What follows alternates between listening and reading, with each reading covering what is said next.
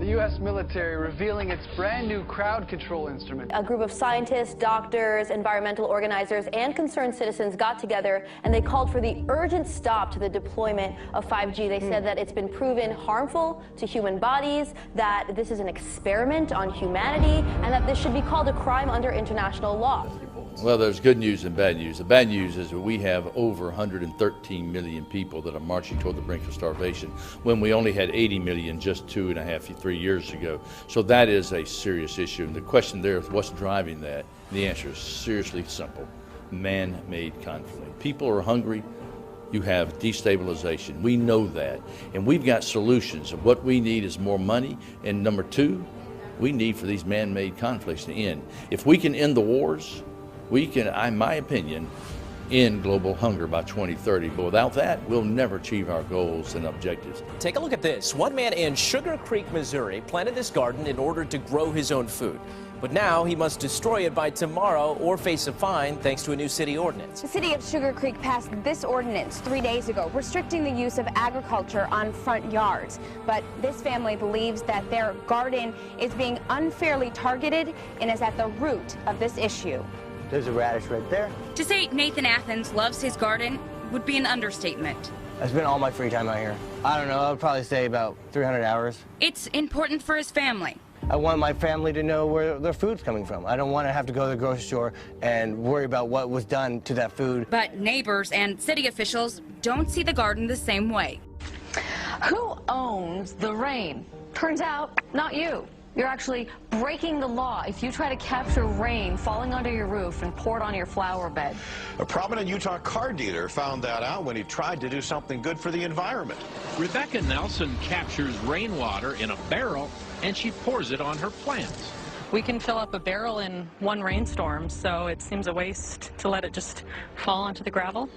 Car dealer Mark Miller wanted to do pretty much the same thing on a bigger scale. He collects rainwater on the roof of his new building, stores it in a cistern, and hopes to clean cars with it in a new water-efficient car wash. But without a valid water right, state officials say he can't legally divert rainwater. I was surprised. We thought it was our water. State officials say it's an old legal concept to protect people who do have water rights. Obviously, if you use the water upstream, it won't be there for the person to use it downstream. Utah is the second driest state in the nation. Our laws probably ought to catch up to that. It's your land and the government wants it. Now what? Channel 5 Cecilia Gutierrez explains you can fight but have few choices when it comes to eminent domains. Is a cell tower going up in your neighborhood? If it's not now, it may soon. Wireless carriers are installing millions of them across the country to enable the new, faster 5G cell phone technology. But tonight, Julie Watts asked the question you're not supposed to ask. Are there legitimate health concerns? 13-year-old Sophia has been one of many petitioning the city council to deny this cell tower and others. I'm also a brain cancer survivor, and I am against the cell towers. I mostly talked about my cancer and how it affected me. But according to federal law, the city simply can't consider health concerns. It's outlined in this small section of the Telecommunications Act, based on science from 1996, to turn your phone on or off. Back when this was the height of technology. But if cities do consider health, the cell companies can sue. So with few legal arguments to deny a cell tower, they're popping up outside bedroom windows and school campuses, despite objections from across the country. Things are kicking off in Sheffield. Are you proud of your city? People have taken to the streets.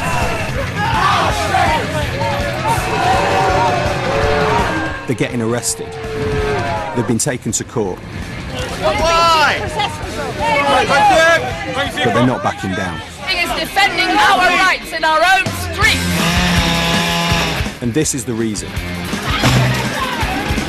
A private company employed by the council is cutting down thousands of what many people say are perfectly healthy trees. Good morning, it's Toby at breakfast. It's BBC Radio Sheffield, where this morning we're asking, what do you make to the way that Sheffield Council is handling the tree row, the 5 o'clock raids? Council workers arrived in the middle of the night to chop down trees. The police turned up, knocked on people's doors and told them to get out. The 74-year-old man arrested for witness intimidation. This is complete nonsense. What are you arresting? Complete nonsense. I mean, I've been bored by 74-year-olds. I've never been intimidated by one. I can use force or arrest you. It's become a war of attrition involving politicians, a private company, the police and people. Trees for Georgetown would like to express its concern for the potential damage to DC street trees by the 5G small cell installation. With regard to the placement of standalone poles vis-a-vis street trees, the draft design guidelines call for these poles to be aligned with street lights, third-party poles, and street trees in order to maintain a visual and physical organization of structures within the right-of-way. Trees for Georgetown supports the guidelines in that these standalone poles should not be placed where it limits the ability of the District of Columbia to plant a street tree in the future, regardless of whether the district plans to plant a tree in that location at the time the application is submitted. We further support the guidelines in that a standalone pole should not be placed within the critical root zone of existing trees. Street trees should not be removed nor have their critical root zones comprised for the installation of any small cell infrastructure. You can't see it, hear it, or smell it, but it makes unruly mobs do this. The Defense Department's active denial system, a non-lethal weapon that can be used to control crowds, secure perimeters, and keep pirates at bay. It could be a game changer. This is one of the things that we can shoot first and ask questions later. Normally you can't do that. The military says the active denial system is not radioactive, it's not a microwave, and it's not a laser beam. It's instead a man-sized beam of millimeter waves that can be fired from up to 1,000 meters away that are designed to get the subject, whoever's standing on this X, really, really hot so that they move.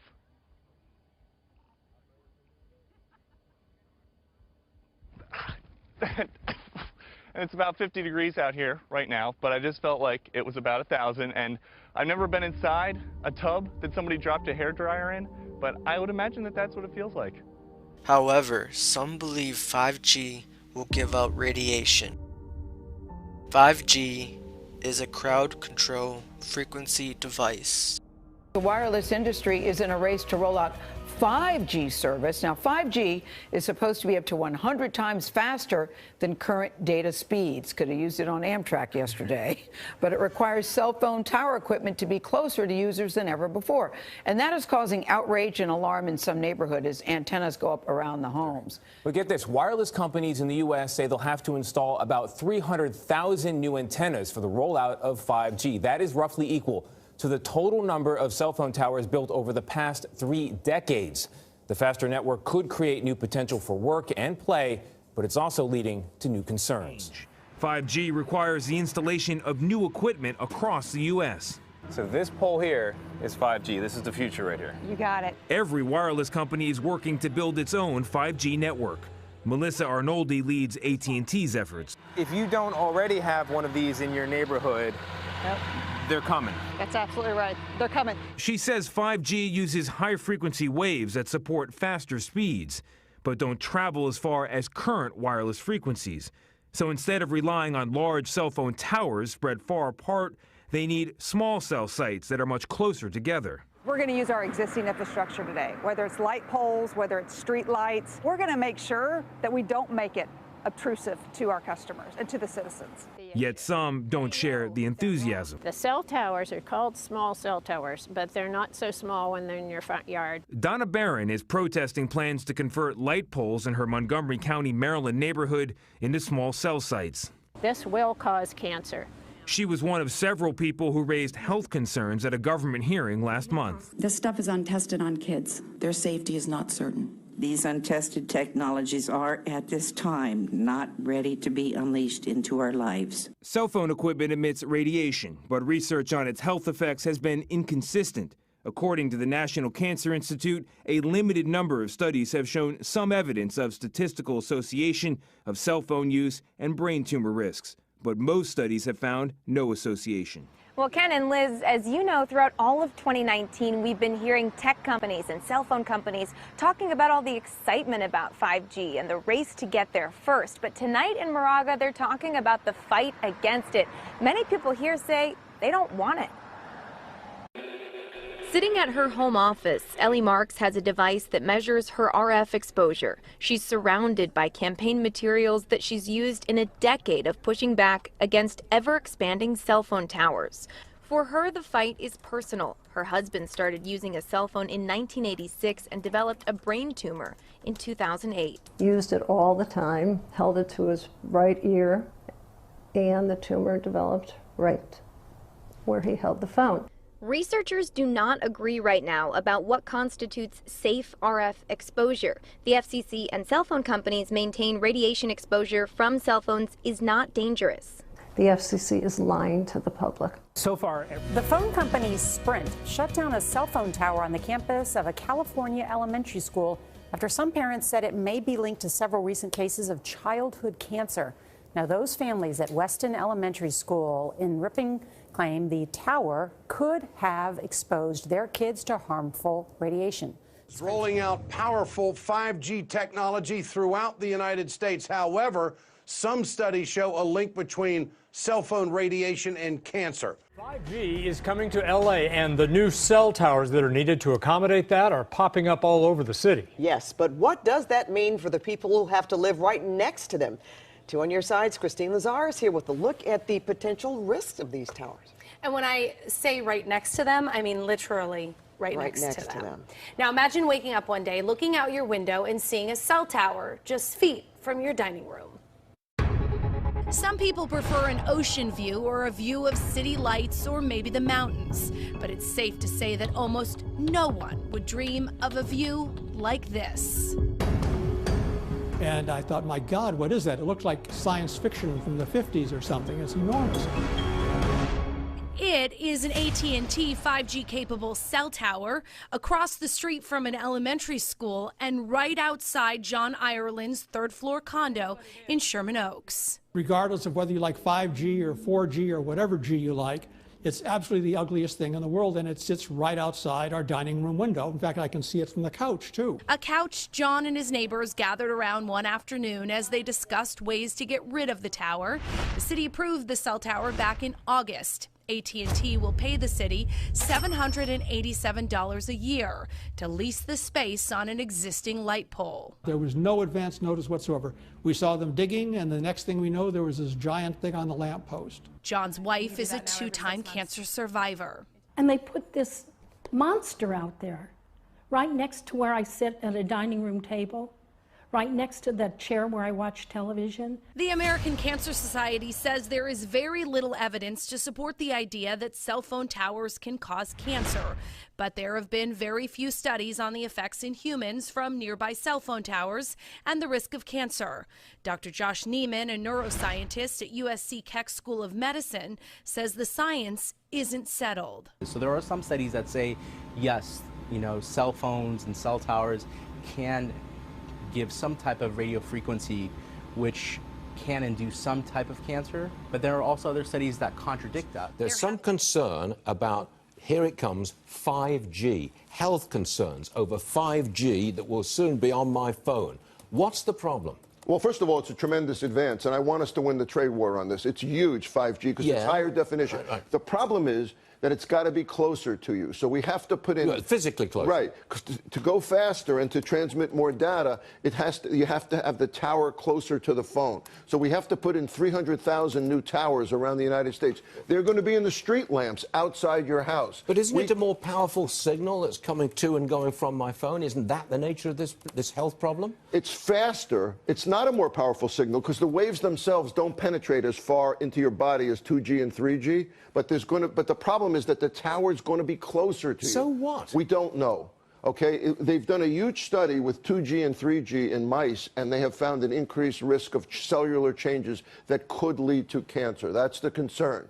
Yeah, Joyce and Patrick, some of those people here in Greendale worry that these orange markers popping up all over town are in preparation for 5G technology. That is said to be faster than current data speeds, but requires cell phone towers to be closer to their users.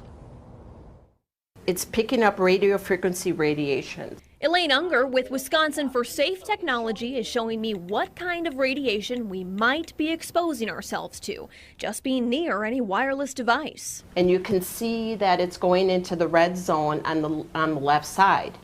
And your cell phone is turned on, and it's doing this because it's emitting radio frequency radiation, also known as microwave radiation. Unger lives in Greendale and stands with hundreds of scientists and doctors around the world who have signed a moratorium to stop the rollout of 5G wireless technology that's said to be 100 times faster than 4G. Companies like AT&T and Verizon are competing to set up 5G in cities around the country, but they haven't touched Wisconsin yet. A spokesperson for Verizon told me they have no plans for 5G in Greendale and that these orange markers are to extend their 4G LTE service through underground fiber optic cables. Unger, who has hardwired most of her home devices, wants safer technology and fears it's only a matter of time before 5G penetrates our homes and our schools. They will need a crowd control frequency device when martial law comes.